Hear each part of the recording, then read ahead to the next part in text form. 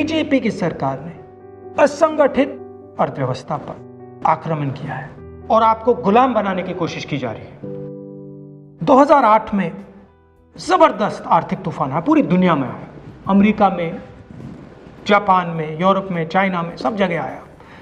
America के bank गिर गए, कंपनियां बंद हो गई, एक के बाद एक कंपनी की लाइन लग गई, बंद हो गई। यूरोप के बैंक गिरे, मगर हिंदुस्तान को कुछ नहीं हुआ। यूपीए की सरकार थी, प्रधानमंत्री जी के पास गया और मैंने उनसे पूछा, मनमोहन सिंह जी बताइए, पूरी दुनिया में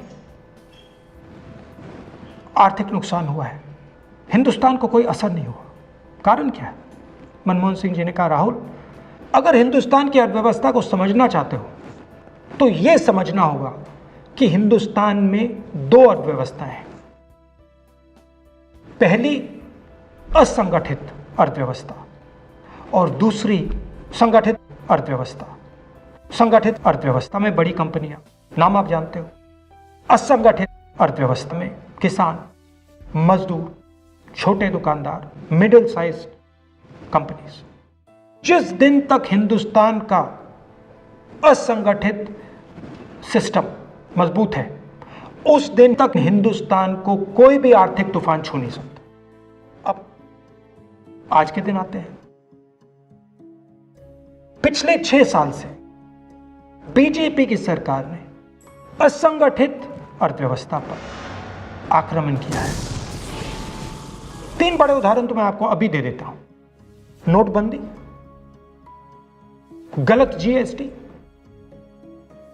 और लॉकडाउन। आप यह मत सोचिए कि लॉकडाउन के पीछे सोच नहीं थी। यह मत सोचिए कि गलती से आखिरी मिनट पे लॉकडाउन कर दिया गया है। इन तीनों का लक्ष्य हमारे इनफॉर्मल सेक्टर को खत्म करने का है।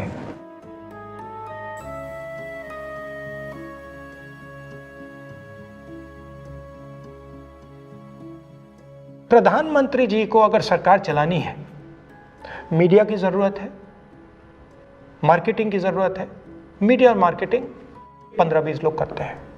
इनफॉर्मल सेक्टर में पैसा है, लाखों करोड़ रुपए, जिसको ये लोग छू नहीं सकते।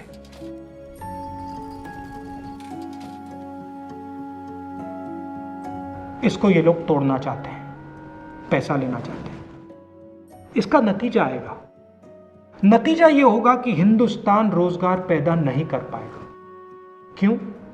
क्योंकि इनफॉर्मल सेक्टर 90% से ज्यादा रोजगार देता है।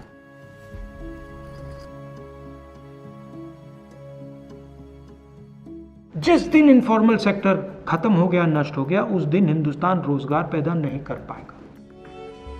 आप ही इस देश को चलाते हो, आप ही इस देश को आगे ले जाते हो, और आपके खिलाफ साजिश हो रही है। आपको ठगा जा रहा है और आपको गुलाम बनाने की कोशिश की जा रही है। हमें इस आक्रमण को पहचानना पड़ेगा और पूरे देश को मिलकर इसके खिलाफ लड़ना पड़ेगा।